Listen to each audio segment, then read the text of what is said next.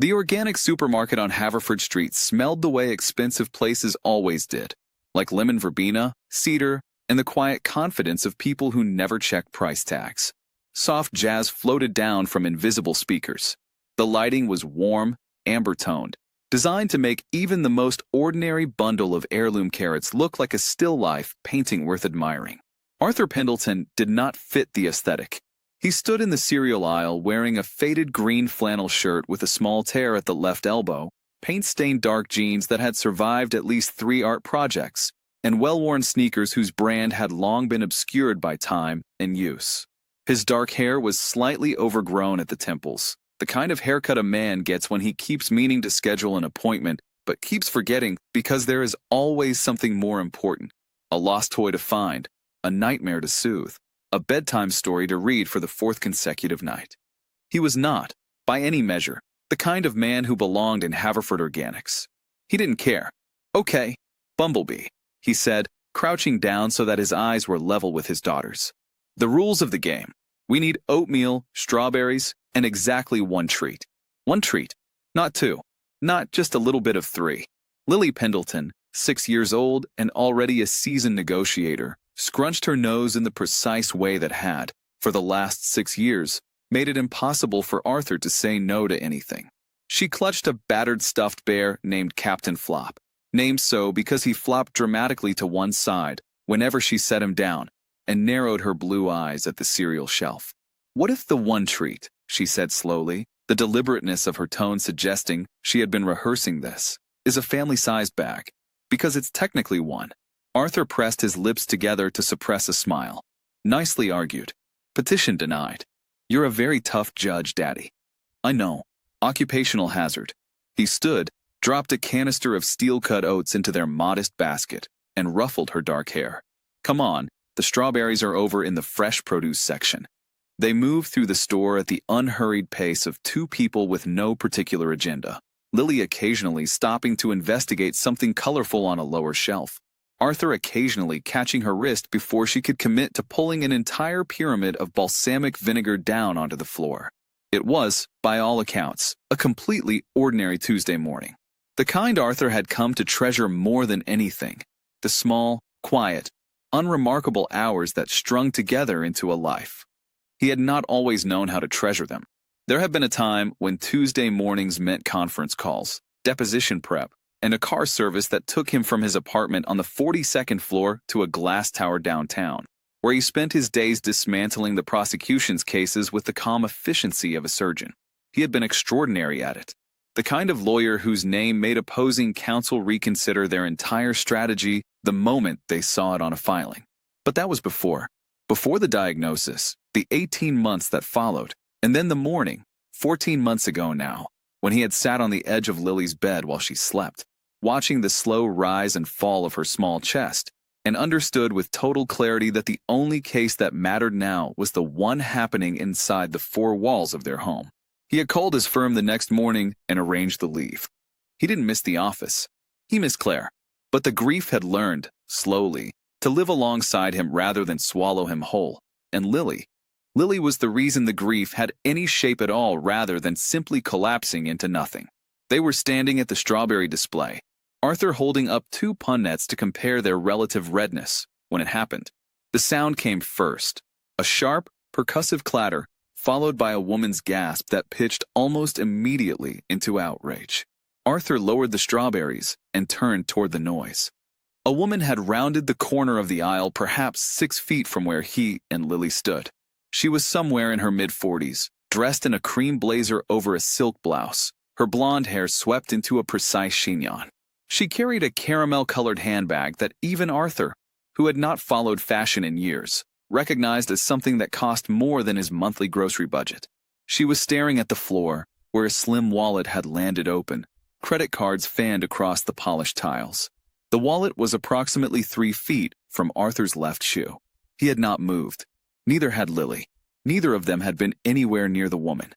But something happened in the woman's face in that moment. Something that Arthur, trained in 20 years of reading people in high-pressure rooms, recognized immediately. It was not the blank surprise of a genuine accident. It was a rapid, calculating assessment, the eyes moving quickly, scanning, landing on Arthur, taking in the flannel shirt, the paint-stained jeans, the modest grocery basket, and arriving at a conclusion. The performance began less than 2 seconds later. My wallet. The woman's voice shattered the ambient calm of the store like a hammer through glass.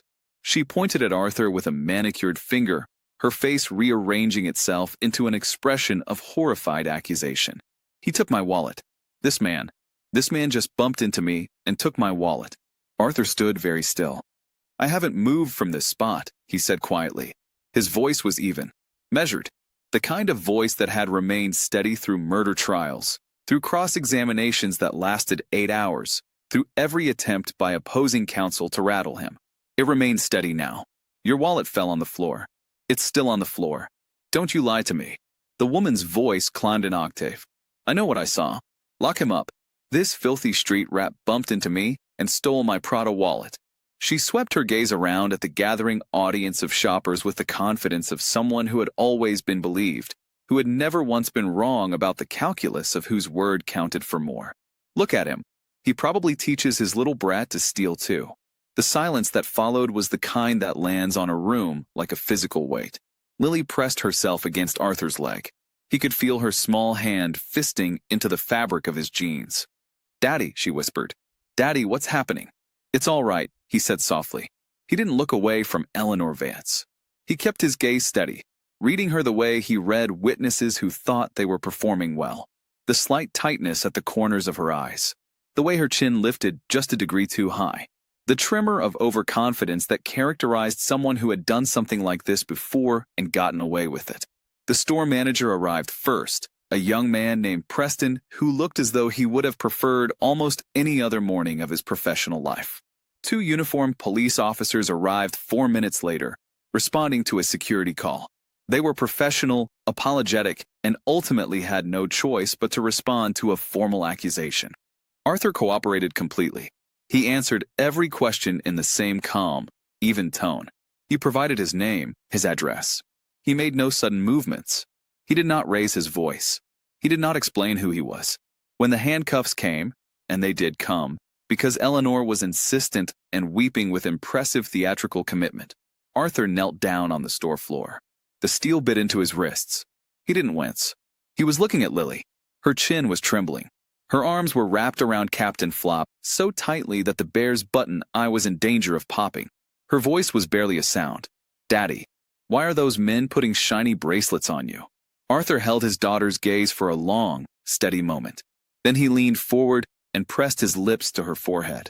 He could smell the strawberry shampoo he had used on her hair that morning. He breathed it in. Don't cry, sweetheart, he said quietly. Daddy is just going to play a little game of truth with this lady. Everything is going to be fine. I promise. You're going to prison, you deadbeat, Eleanor said from above them, her voice thick with satisfied contempt. I hope they take your brat away. The officer nearest Eleanor cleared his throat in a way that communicated discomfort with her choice of words. But Eleanor did not notice discomfort in others. It was one of her defining characteristics. Arthur rose slowly to his feet. He turned and looked at Eleanor Vance with a gaze that was perfectly, utterly composed. It was not the look of a frightened man, or an angry one, or a humiliated one. It was the look of a man who had already seen the end of the story and found it satisfactory. I look forward to seeing you in court, ma'am, he said. Eleanor scoffed. She crossed her arms and looked away, already reaching for her phone. She didn't notice the look. She had already categorized Arthur Pendleton, had seen flannel and paint stains in a beaten-up grocery basket, and decided, with complete certainty, that she knew exactly who he was. She had never once considered that she might be wrong.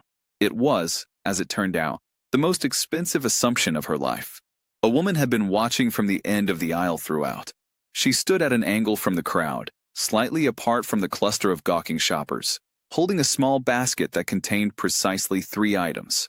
She was perhaps 32, dressed in a charcoal blazer and tailored trousers, her dark hair pulled back with an efficiency that suggested she regarded anything purely decorative as a waste of time. Her face was composed, strikingly so, the kind of self-possession that most people spent whole careers trying to cultivate. But she had been watching Lily.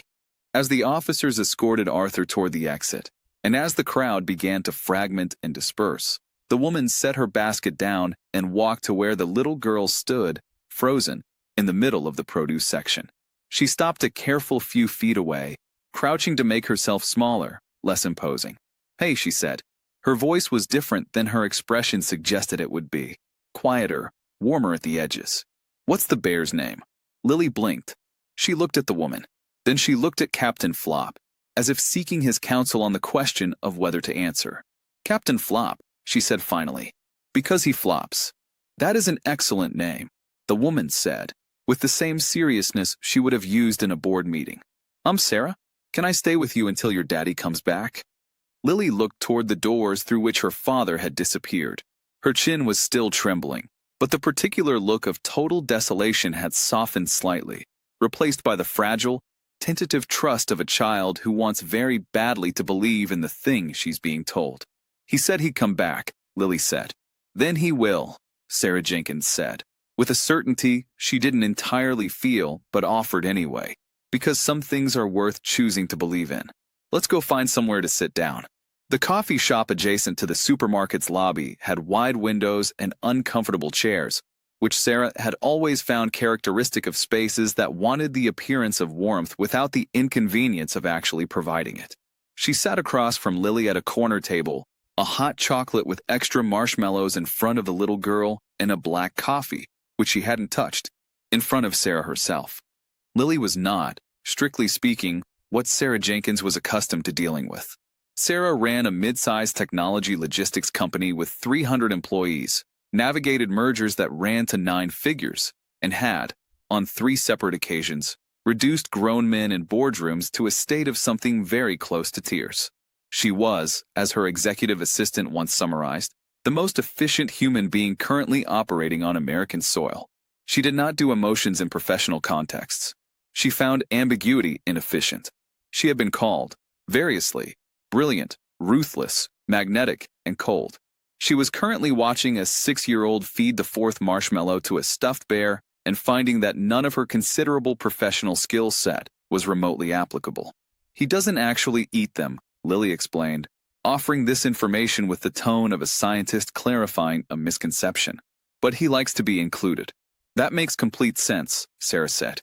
"You can have one," Lily offered, generously sliding the mug across the table. "If you want to include yourself." Sarah took a marshmallow. She ate it. She could not remember the last time she had eaten a marshmallow. It was possible it had been the late 90s. "Your dad seems like a good person," she offered, somewhat awkwardly. She was not good at this, at the soft navigation of children's feelings, at comfort for its own sake. She tended to solve problems by isolating them, analyzing them, and applying the appropriate resource. Lily's problem, the problem of a father who had been taken away in handcuffs in front of her, did not respond to this methodology. Lily considered the question with great seriousness. "Daddy is the best person," she said, with the simple authority of absolute knowledge. "He makes my eggs in the shape of dinosaurs. And he remembers which songs I like even when there are lots of songs. And when I'm scared at night, he comes and stays until I fall asleep, even if it takes a long time, and I know it takes a long time, because I'm not actually asleep, I'm just pretending so he'll stay." She paused. "But you're not supposed to tell him that." Sarah felt something strange happen in her chest. It was a sensation she was not immediately able to classify. "I won't tell him," she said. "He's been sad sometimes," Lily continued, in the same matter-of-fact tone, as though she were reporting weather conditions, "since Mommy went to heaven. But he tries not to let me see. He thinks I don't notice because I'm little. But I notice." She looked at Sarah with clear, direct eyes that were disconcertingly perceptive for someone with marshmallow on her chin. Grown-ups always think kids don't notice things. Sarah did not have an answer for that. She found, somewhat to her own surprise, that she didn't need one. She simply sat with it. They were halfway through a second hot chocolate, single player, no bear representation this time, when the door of the coffee shop opened and Arthur walked in. He was still wearing the handcuff-shaped red marks on both wrists, visible below the rolled cuffs of his flannel shirt, but otherwise he appeared entirely undisturbed. He moved through the coffee shop with the quiet ease of someone who had spent time in far more disorienting rooms and navigated his way out of all of them. Lily was out of her chair before Arthur had fully cleared the doorway. "Daddy." She crossed the floor at a flat-out run, Captain flopped streaming behind her like a banner, and crashed into Arthur with the total physical commitment of a child who has been frightened and is now no longer frightened. Arthur caught her against his chest, wrapped both arms around her, and lifted her in one smooth movement. He pressed his face into her hair and held on. He held on for a long moment, longer than strictly necessary, longer than any performance required. Sarah watched. She noted objectively, watching with an intensity that was entirely disproportionate to the situation. She had seen fathers and daughters reunite before. She had seen affection.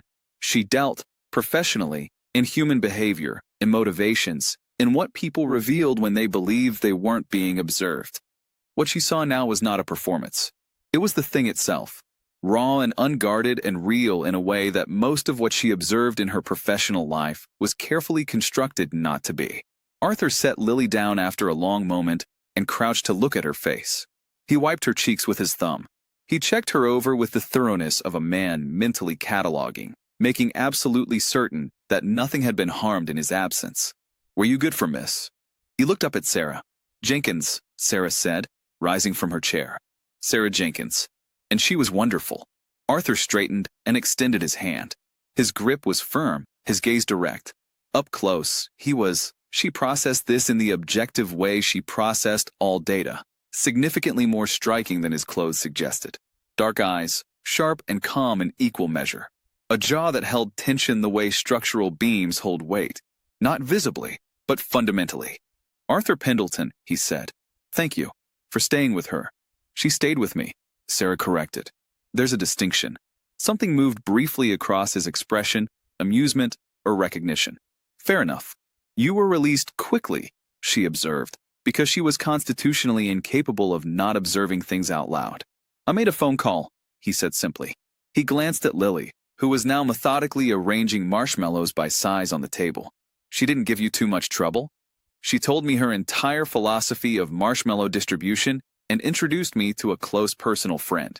It was one of the more instructive conversations I've had this year. She paused. "I'm sorry about what happened in there.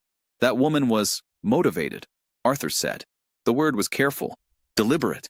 He used it the way someone uses a word when they have already chosen the right moment to use the accurate word and are simply waiting for it. Sarah looked at him for a moment. "You're not as upset as you should be," she said. "I'm a great deal of things," he said. "Upset isn't one of them." He reached for Lily's hand, small and warm in his larger one. "We should get out of your way, Miss Jenkins. You've been more than kind." "I'll be at the hearing," she said.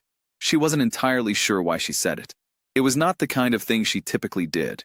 Insert herself into strangers' legal proceedings, inconvenience her schedule for people she didn't know. She had tried, in the last 10 years, to run her life with a great deal more order than that. Arthur turned back. He studied her face with the same steady attention he had been giving everything since the moment she'd first noticed him in the store, like a man accustomed to reading rooms, reading people, reading the spaces between words. "I won't need help," he said, "but I appreciate the offer." It was said without arrogance. It was simply stated the way a weather report is simply stated. She watched him walk out with Lily, the little girl swinging his hand as they went, already apparently recovered and describing, with great enthusiasm, a plan involving the remaining strawberries and some undisclosed creative project. Arthur listened with his full attention. He didn't check his phone. He didn't think about anything else. He simply listened to his daughter. Sarah stood in the coffee shop doorway for a moment longer than necessary. Then she took out her phone and rearranged her afternoon. The house on Meridian Lane was modest from the outside. A two-story craftsman with a front porch swing and a garden that had been recently tended, though not artistically.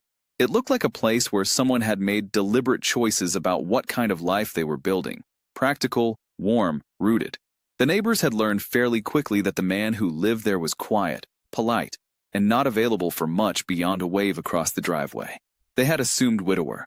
They had assumed maybe some kind of contractor, given the paint-stained clothes. They had assumed nice, but private. They had, it turned out, assumed nearly everything incorrectly. Arthur put Lily to bed that night with 2 stories. One about a dragon who discovered he was afraid of fire and had to find creative solutions, and one that Lily was already half asleep for, which was mostly Arthur talking quietly into the dark about nothing in particular, about the week ahead, about the strawberries they'd bring home tomorrow, about how Saturday they might go to the park if the weather held. He kept his voice steady until her breathing slowed into the even rhythm of deep sleep.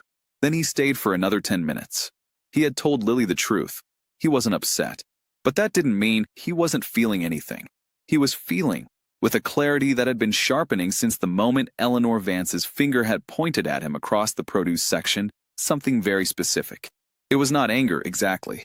It was more like the feeling of reaching a resolution, the clicking of a lock. He pressed one more kiss to Lily's forehead, tucked the blanket a fraction higher, and went downstairs. The locked door at the end of the hallway opened with a key he kept on the same ring as his car key. The room behind it was unlike every other room in the house, where the rest of the house was lived in, impermanent in the comfortable way of a life in progress. This room was deliberate. The walls were lined floor to ceiling with bookshelves, case law, procedural texts, journals, and transcripts organized with the precision of a professional archive. Framed certificates occupied the spaces between shelves. Arthur G. Pendleton, J.D., Harvard Law School. The American Bar Association's Award for Exceptional Trial Advocacy, presented not once, but twice. A photograph on the corner shelf showed a younger Arthur in a sharp suit, shaking hands with a federal judge, both of them grinning. The caption below reading Pendleton versus State, landmark acquittal in the Harmon case. There was a newspaper clipping mounted in a simple black frame. The headline, Undefeated, How Arthur Pendleton Has Never Lost a Case in 12 Years of Practice. He sat down at the desk. He opened his laptop. He cracked his knuckles once, an old habit from law school that Claire had always teased him about, and began to work. Eleanor Vance was not difficult to find. What people of her type rarely understood, people who were accustomed to the particular protection of wealth and social confidence, was that their very visibility was also their vulnerability. They were documented, tracked, photographed, filed, recorded in the margins of a dozen financial and social registries. Within 2 hours, Arthur had a profile that was, to put it mildly, revelatory. Eleanor Vance, née Hartwell, 45, divorced twice, current residence, a leased apartment in the Forsyth building, leased, not owned, despite the public impression of ownership carefully maintained through her social media presence and the strategic deployment of borrowed aesthetics. Net assets, significantly negative. Outstanding debts to 3 different creditors totaling just under $340,000. 2 prior insurance claims in the last 4 years, one for jewelry, one for electronics. Both settled without investigation. No prior criminal record. The pattern was clean, almost elegant in its way. Eleanor was not stupid. She was simply a person who had spent years converting social confidence into financial cover, and had become careless because nothing had ever pushed back. He opened a second window and began drafting a subpoena request for the security footage from Haverford Organics. He was still technically a member of the bar. His sabbatical was personal, not disciplinary. He had never, in 12 years, received a complaint. He annotated the exact timestamps. 10:14 a.m., the moment Eleanor entered the produce aisle. 10:15 a.m., the moment the wallet appeared on the floor. 10:17 a.m., the moment the first officer arrived. He also flagged, from public records, the name of Eleanor's insurance provider and the policy number attached to the same claim she had filed within 30 minutes of the incident. Within 30 minutes of the incident. He had checked. Arthur leaned back in his chair and looked at the ceiling for a moment. The house was quiet around him, the kind of quiet that he had once found unbearable in the first months after Claire, and had slowly, gradually, come to understand as simply the sound of a life that was building rather than falling. He thought about Lily's face in the store, the trembling chin, the small fist in his jeans. He thought about Eleanor's voice. He probably teaches his little brat to steal too. He thought about the cold, clean pleasure of opening argument, of a courtroom where every variable was known, where preparation met opportunity, where the story he was going to tell was simply the truth, which was, he had always found, the most devastatingly effective tool available to any advocate. He rolled his chair back, stood, and went to the closet in the corner of the room. Behind 2 decades of legal texts and filing boxes, there was a garment bag. Inside the garment bag was a suit. Charcoal, Brioni, custom tailored to measurements that were, He confirmed with a brief and mildly satisfying check, still accurate. The silk lining was a deep midnight blue. The shirt was white Egyptian cotton, the tie a restrained dark burgundy. He had not worn it in 14 months. He pulled out the garment bag and hung it on the closet door. Then he sat back down and continued working until 3 in the morning. The Northbridge County Courthouse had been built in 1931, and it carried the institutional conviction of the era. High ceilings, marble floors, the particular acoustic quality that made every footstep sound like a statement. Sarah had been in courtrooms before, though never as a defendant. The litigation that periodically attended running a successful company tended to resolve itself before reaching trial. She had always found them interesting in the way that well-designed systems are interesting, formal, structured, with clear rules about who speaks, and when, and to what effect. She arrived 20 minutes early and took a seat in the public gallery. She was not, she had told herself several times since Monday, here for any personal reason. She was here because she had witnessed an injustice and it seemed appropriate to follow through. She was here because she had made a vague promise to Lily that everything would be fine, and she was not, by nature, a person who made promises without following them. She was certainly not here because she had been thinking about Arthur Pendleton for 3 days in a way that bore no resemblance to any professional interest she could identify. Eleanor Vance arrived in a pale rose Chanel suit, accompanied by her attorney, a mid-level civil litigator named Brennan who was known, in legal circles, for his reliability in straightforward cases. Eleanor carried herself with the settled assurance of a woman who had already decided the outcome. She surveyed the courtroom, noted the empty defendant's table, and allowed herself a small smile of satisfaction. She leaned to Brennan's ear. He nodded. She sat down with the elegant arrangement of someone settling into a reserved seat at the opera. The judge, the Honorable Patricia Kwan, took the bench at precisely 9 o'clock. She was small, 62, and had the focused attention of someone who had long since lost patience for wasted time. The matter of the state versus Arthur Pendleton, the bailiff announced. Defendant, please rise. A door opened at the back of the courtroom. What happened in the following 10 seconds was something that several gallery observers would describe differently in later retellings, because memory is selective and what people remembered most clearly was the feeling rather than the sequence. The feeling was something like watching a revelation. Arthur Pendleton walked through the door of courtroom 4B, and he was not, in any way that Eleanor Vance had anticipated, the man from the supermarket. The suit was charcoal brioni, and it fit the way only true custom tailoring fits, as though it had been built around him specifically, because it had been. The white shirt was immaculate. The dark burgundy tie was knotted in a half-Windsor that was so precise it looked architectural. He carried a leather briefcase, slim, dark, the kind that speaks of contents rather than impression. His hair was cut, his jaw cleanly shaved. He moved through the courtroom at an unhurried pace, each step measured and unhesitating, with the particular kind of self-possession that has nothing to do with performance and everything to do with complete command of the space around him. He set his briefcase down at the defendant's table, opened it, extracted 3 precisely organized folders, and set them on the table with a quiet efficiency that was somehow more commanding than any dramatic gesture could have been. Judge Kwan leaned forward slightly. Her eyes narrowed. "Mr. Pendleton," she said, and something in her voice shifted almost imperceptibly, the professional recalibration of someone encountering someone they recognize. "I see you're not accompanied by counsel. I'll be representing myself, Your Honor," Arthur said. His voice in the courtroom was exactly as Sarah had heard it in the coffee shop. Calm, measured, carrying no further than it needed to and no less. With the court's permission, Judge Kwan studied him for a moment. "Are you familiar with the adage regarding self-representation, Mr. Pendleton?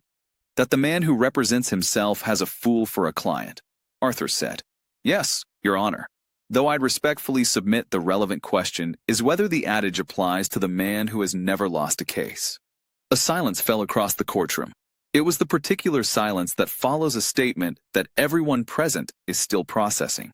Eleanor's attorney leaned toward her and whispered something.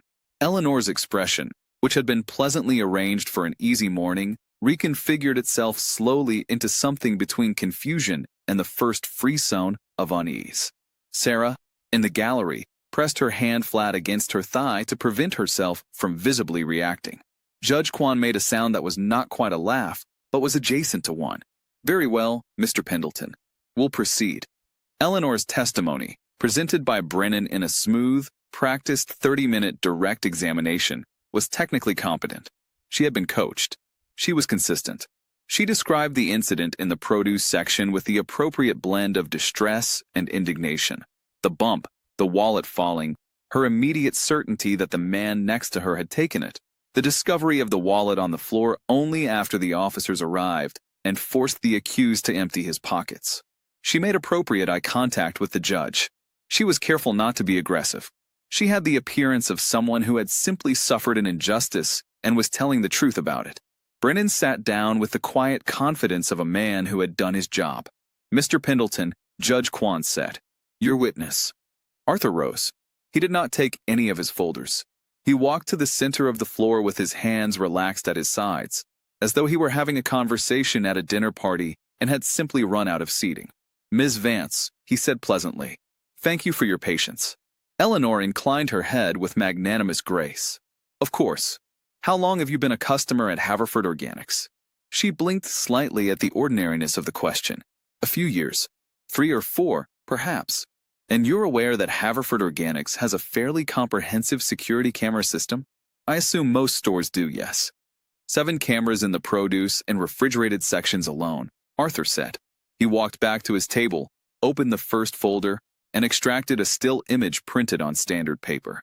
"Your Honor, the defendant submits Exhibit A. Security footage stills obtained via subpoena from Haverford Organics.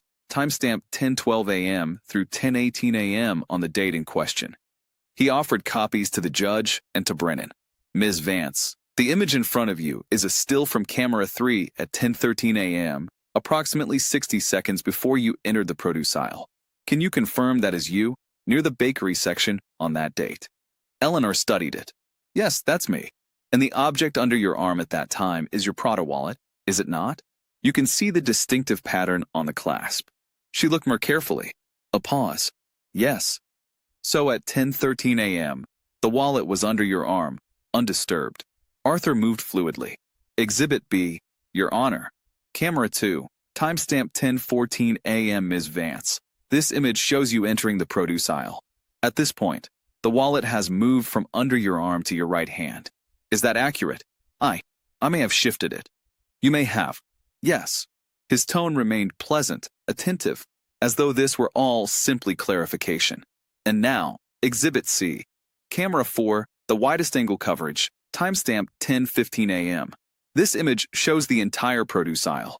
You can see myself and my daughter, the child with the stuffed bear, standing approximately 8 feet from where you enter the frame. Can you confirm that at this timestamp, I am standing at the strawberry display on the far side of the aisle, not the side where you entered?" Silence. Eleanor looked at the image. "The cameras can be mistaken." "Ms. Vance," Arthur said, still pleasant. "The question was whether you can confirm it. The image is date and time stamped and has been authenticated by the store's security vendor, whose affidavit is attached. Can you confirm what you see in the image?" A longer pause. "It appears that way. Exhibit D. Camera 4, timestamp 10:15 and 32 seconds a.m. This image shows you placing your wallet on the lower edge of the strawberry display shelf. Not dropping it, placing it. The distinction is visible in the frame rate. He set the image down with the care of someone setting down something fragile. "Ms. Vance, is that accurate?" Eleanor's attorney was on his feet. "Objection, Your Honor. The defense is characterizing the footage." "The footage characterizes itself, Counselor," Arthur said, turning briefly toward Brennan. "I'm asking the witness to confirm what the image depicts." He looked back at Judge Kwan. "If it would please the court, I'm also prepared to submit the original digital footage, which has been preserved in its native format per the subpoena terms at any time." Judge Kwan looked at Brennan. Brennan sat down. Arthur turned back to Eleanor. "The question stands, Ms. Vance." The composure had been cracking since Exhibit B. It was now proceeding toward something less controlled. Eleanor's jaw tightened. Her hands, folded on the witness rail, pressed together with a tension that was visible from the gallery. "It may appear that way," she said stiffly, "but the footage doesn't account for what I felt." That's very helpful context. Let's talk about context. Arthur opened the second folder. Your Honor, Exhibit E. Financial records obtained through a lawfully issued subpoena to the Northbridge County Court pertaining to civil judgment filings against Eleanor Vance in the last 36 months. He turned to Eleanor with the same patient attention. Ms. Vance, are you currently carrying outstanding personal debt obligations of approximately $340,000 across 3 creditor accounts? Brennan's objection was immediate. Relevance, Your Honor. Goes to motive, Your Honor, Arthur said, without inflection. The prosecution has presented this as a spontaneous emotional incident. I am demonstrating that the defendant had a specific material motivation for staging a theft report, specifically that an attached homeowner's insurance policy rider held by Ms. Vance, Exhibit F, covers personal property theft, including cash and luxury goods up to $15,000 per claim. Ms. Vance has filed 2 prior claims under this policy in 4 years, both involving claimed theft, both settled. He paused. I'm also prepared to submit evidence that Ms. Vance filed the insurance claim for the wallet's contents, $8,200 in cash, 46 minutes after the police incident report was filed. Both documents are timestamped. The courtroom had reached the kind of quiet that precedes something irreversible. Eleanor was no longer performing. The composure had fractured along its fault lines, and what was visible beneath it was not the confidence of a wronged woman, but the trapped stillness of someone who has watched their exit routes close one by one. Ms. Vance, Arthur continued, his voice unchanged, unhurried. On the day you placed your wallet on the produce shelf and accused me of stealing it in front of my 6-year-old daughter, was there $8,200 in cash in that wallet? A long silence. Answer the question, Judge Kwan said quietly. The silence stretched another moment. And then, in a voice that had lost all of its operatic indignation and was now simply a woman running out of road, I need to speak with my attorney. Your Honor, Arthur said, the witness has already been sworn. I'd submit that the question be answered before any consultation is permitted, as this pertains directly to the elements of the perjury charge I am formally requesting be considered by the court at the conclusion of these proceedings. Judge Kwan looked at Eleanor for a long, measuring moment. Answer the question, Ms. Vance. Eleanor Vance closed her eyes. When she opened them, something had gone out of them. The performance, the certainty, the long-held conviction that the world would arrange itself according to her preferences. No, she said, there wasn't.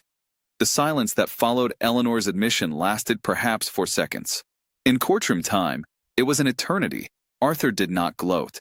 He didn't allow himself the visible satisfaction of the moment, though it existed in him, clean and complete, like the final note of something that has resolved. He simply turned, walked back to his table, and closed his folder with the same quiet efficiency with which he had opened it. Defense rests, Your Honor, he said. Judge Kwan removed her glasses. She looked at Eleanor Vance for a long moment with the expression of someone who has seen many things from this bench and has learned to be unsurprised and is occasionally surprised anyway. The court finds no evidentiary basis for the charge of petty theft against the defendant, Arthur Pendleton. The charge is dismissed with prejudice. She turned fully toward Eleanor. Ms. Vance, based on the testimony and evidence presented in this proceeding, this court finds probable cause to refer the matter to the District Attorney's Office for review of potential charges including, but not limited to filing a false police report, perjury, and insurance fraud. The court further orders that you be held pending the District Attorney's preliminary review. She looked at the bailiff. Please take Ms. Vance into custody. Eleanor Vance rose from the witness stand with the slow unsteadiness of someone who has not yet fully processed what has happened. The bailiff approached her from the right. Brennan, her attorney, was gathering his papers with the focused attention of a man who has abruptly become very interested in the logistics of this situation. This is, Eleanor began. Her voice was climbing toward the register it had occupied in the supermarket. This is outrageous. You cannot. I am a victim here. I came here to. The handcuffs closed around Eleanor Vance's wrist with a sound that was, objectively, identical to the sound any pair of handcuffs makes. But in this room, at this moment, it resonated with the particular quality of a thing completing itself. Get your hands off me, she was saying, her voice splintering towards something raw and uncontrolled. as the bailiff guided her toward the side door with professional impartiality. Do you know who I am? I will have all of your careers. This is a setup. You can't. The door closed behind her. The courtroom absorbed the silence. Outside the courthouse, the afternoon light was clean and warm, the kind of early autumn brightness that turns ordinary things golden. Arthur stood at the top of the wide stone steps and straightened his cuffs with the automatic precision of a man who had done this after a great many hearings, in a great many courthouses, across a great many years. He heard her before he saw her.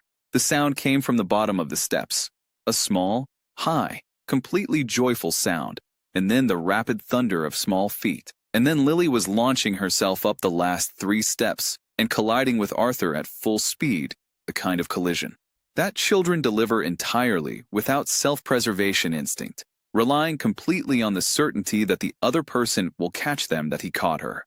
He held her against his shoulder, one hand cradling the back of her head, and for a moment he closed his eyes and was not a lawyer or a widower or a man who had been very carefully, deliberately reassembling a life. He was simply her father. He was simply enough. Did you win? Lily asked into his shoulder. We won, he said. She pulled back to look at his face. She studied it with the same diagnostic intensity she brought to all important assessments. You're not sad anymore, she said. He smiled. Not the cold, sharp expression he had directed at Eleanor in the supermarket, but the real one, the one he kept for Lily and used for nobody else. No, he agreed. I'm not. Good. She nodded with the settled satisfaction of a matter resolved, and then immediately redirected her attention to the bear tucked under her arm. Captain Flop wants to go to the park. Captain Flop, Arthur said, has excellent instincts. Sarah Jenkins was standing to the side of the courthouse steps, slightly removed from the small cluster of spectators who had drifted out behind the gallery's release. She had her phone in her hand, but was not looking at it. She was looking at Arthur and Lily, and her expression was doing something complicated that she was not, as a rule, in the habit of permitting her expression to do in public. Arthur looked over Lily's head and met her gaze. That he nodded once, a simple acknowledgement. Sarah nodded back. Then, because she was constitutionally incapable of leaving well enough alone. Nice suit. I had it pressed specifically, he said. The judge recognized you. We've been in the same room before. He adjusted Lily's weight on his hip and looked at Sarah with the same steady attention she had been on the receiving end of since the first moment in the coffee shop. I meant what I said at the store, he said. I look forward to seeing you in court. I didn't anticipate it being literally. I tend to follow through on things, she said. I noticed a small, brief silence. Not uncomfortable. The kind of silence that is actually a conversation conducted without words, between two people who are both accustomed to reading the gaps. We're going to the park, Lily announced, inserting herself into the conversation with the sovereign authority of a 6-year-old who has assessed the situation and made a determination. She looked at Sarah with her direct, unnerving gaze. You could come. Lily, Arthur began. Captain Flop liked her, Lily said firmly. That means she's good. Arthur looked at Lily. He looked at Sarah. Something moved across his face that wasn't quite amusement, but lived in the same neighborhood. Captain Flop has spoken, he said to Sarah. I have learned not to argue with Captain Flop.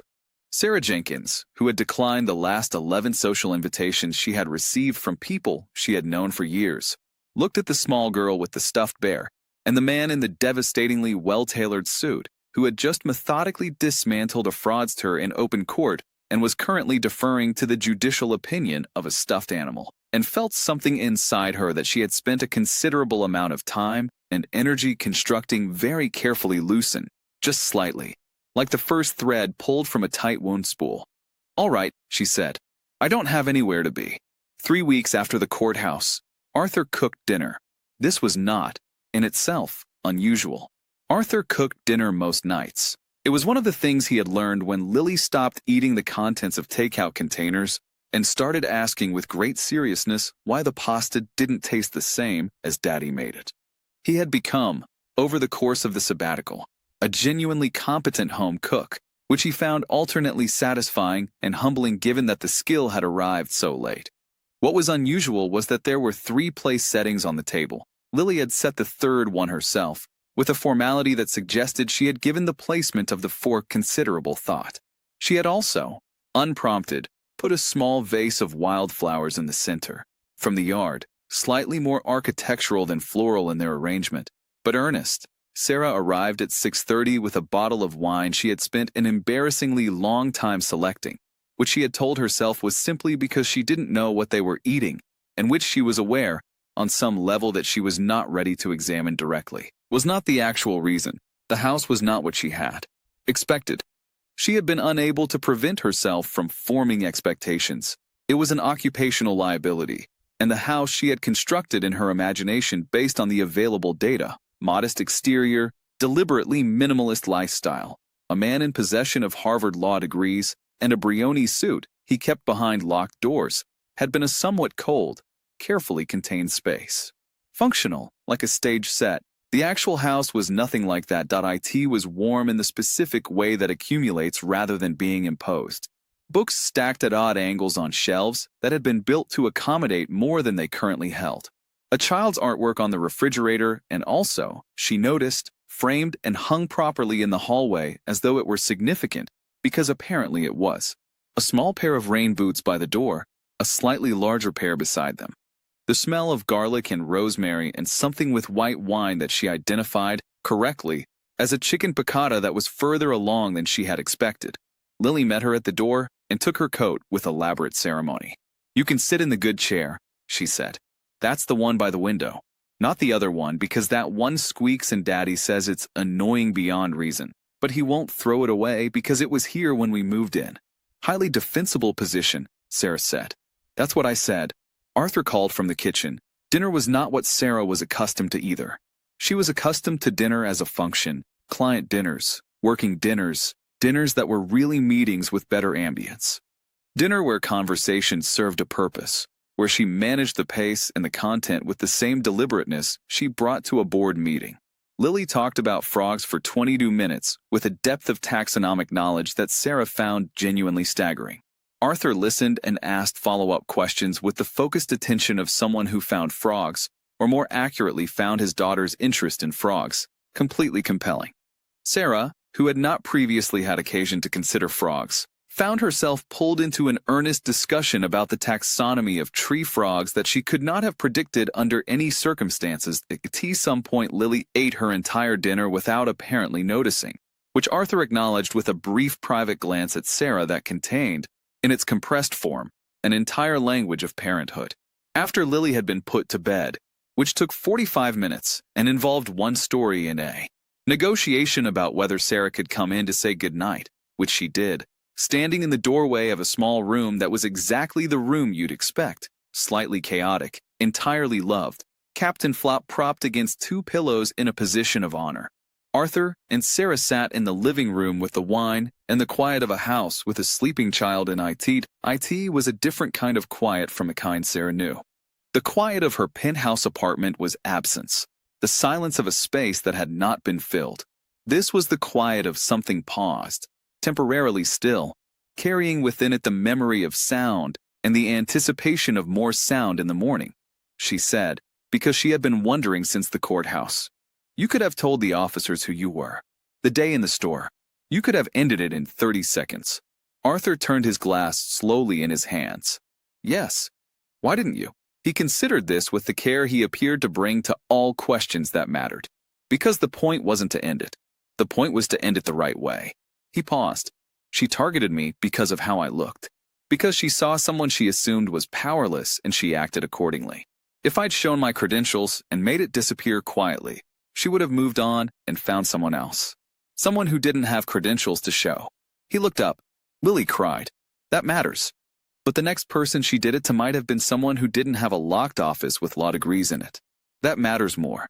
Sarah was quiet for a moment. "That's either very principled or very tactical. The best arguments are both." She smiled, a small, genuine thing that she didn't immediately moderate.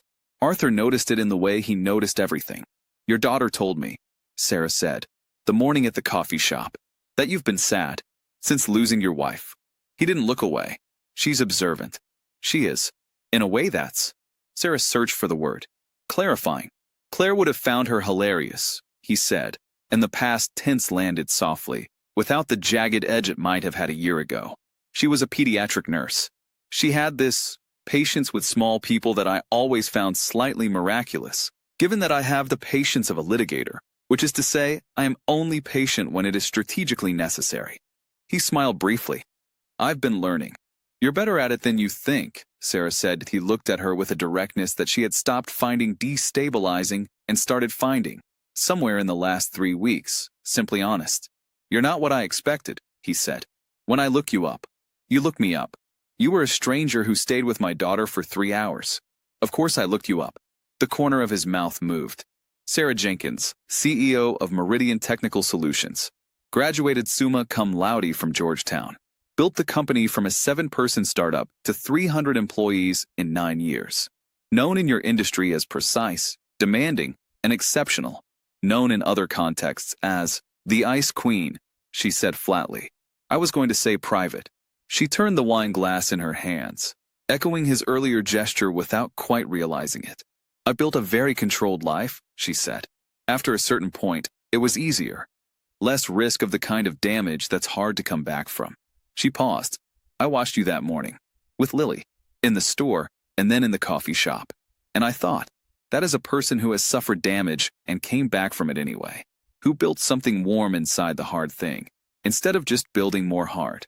She stopped. That's not something I've known how to do. You stayed with a frightened child for 3 hours, Arthur said. You rearranged your afternoon to attend a hearing for a stranger. I think you may underestimate how warm the inside of the hard thing actually is. She was quiet for a long moment. The lamplight was warm and specific in the way that particular evenings are, when nothing extraordinary is happening, but everything is nonetheless feeling very much like something. She wants to show me the frogs at the park, Sarah said finally. Lily. Apparently there's a particular corner of the pond where they congregate, and she has a system for finding them. There is, Arthur confirmed. She calls it the Frog Parliament. There are established members. I've been invited to observe the Frog Parliament, Sarah said.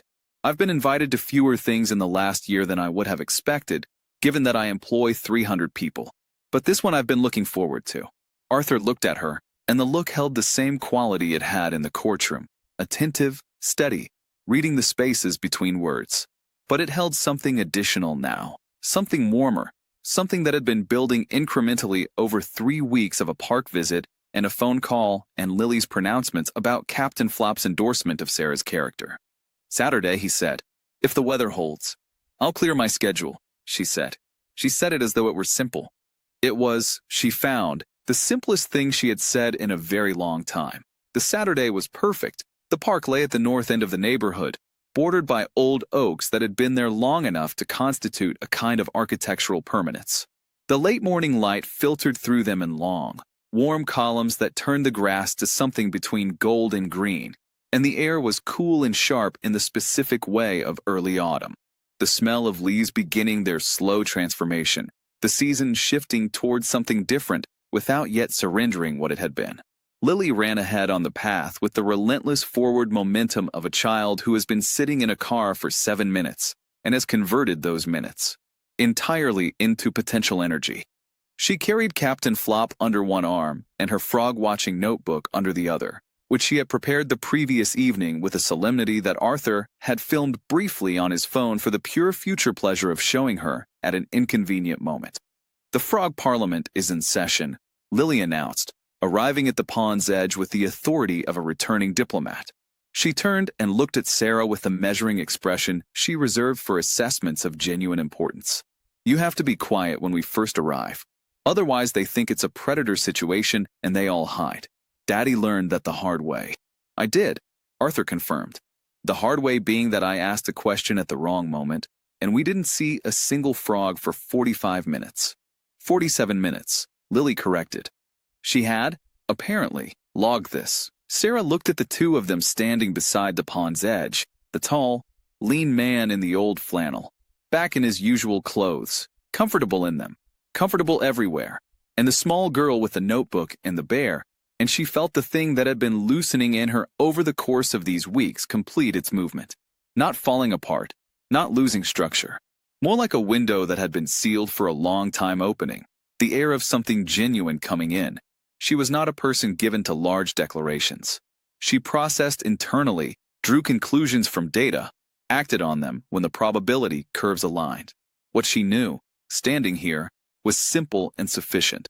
She wanted more Saturdays like this one. She wanted more dinners that ran long because frogs were important. She wanted more evenings in the warm-lit living room and more of the particular quality of silence that Arthur Pendleton created around himself, the silence of a person who was fully present in whatever room he occupied, who did not spend his attention somewhere else. She wanted, in the terms she best understood, to extend the engagement. "I see one," Lily breathed, gripping Sarah's arm with both hands, the notebook momentarily abandoned. "Look, by the rock with the moss. That's Gerald. He's one of the founding members." Sarah crouched slowly. Arthur crouched beside her.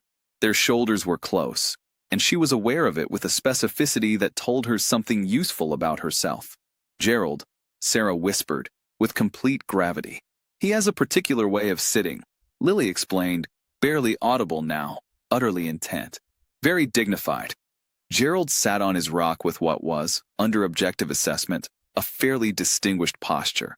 Arthur turned his head slightly, and Sarah turned hers, and they were very close for a moment, close enough that she could see the specific quality of warmth in his expression, not the sharp, controlled warmth of the courtroom version of him, but this version. The version that wore flannel and remembered songs and stayed in the dark until his daughter fell asleep.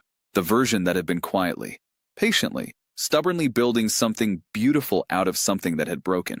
"Thank you," he said quietly. Lily was still cataloging Gerald. The moment was theirs alone. For what? For not being in a hurry. He said it simply, the way he said most things that mattered. Sarah held his gaze for a moment. "I'm learning," she said, "from someone who's better at it than they think." Lily chose that moment to discover a second frog, which she identified with great excitement as Beatrice, Gerald's principal associate. And the moment dissolved back into the particular joyful noise of a 6-year-old narrating a wildlife encounter, and Arthur stood and offered Sarah a hand up, and she took it, and he didn't let go right away, and neither did she. The afternoon stretched out before them, unhurried and golden, the way the best things do when you stop managing them and simply let them be. Gerald sat on his rock with the settled contentment of a creature in its right place. Captain Flop was propped carefully against a tree root, surveying the scene with the button-eyed approval of someone whose endorsements had been, thus far, perfectly accurate. And in the long warm light of that particular Saturday, 3 people who had each, in their own way, learned to carry hard things found themselves. Without ceremony or announcement, simply carrying them together.